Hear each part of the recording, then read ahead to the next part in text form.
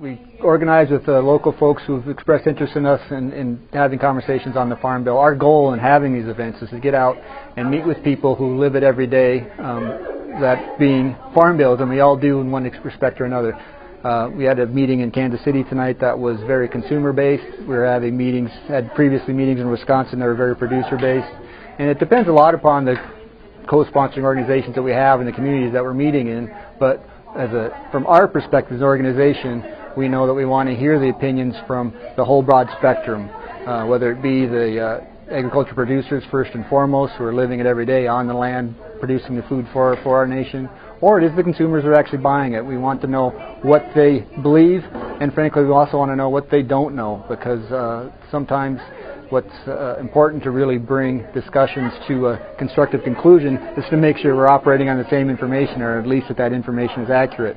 And a lot of times we find that while information is broadly understood, it may not even be accurate information. And to have this conversation is kind of a two-way street for us. We need the information from people on the ground, but we also want to make sure that what is consistent and actual in federal farm law is also understood by the average person.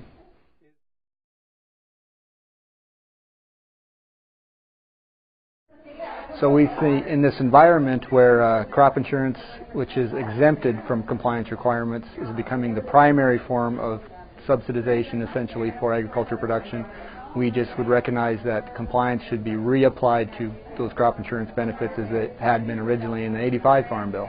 And we think that if we do nothing else in this environment, it will be so hard to find additional investment in conservation. We should just make sure that baseline limits for protections that exist in current law apply to all payments, particularly the dominant payments that producers are receiving.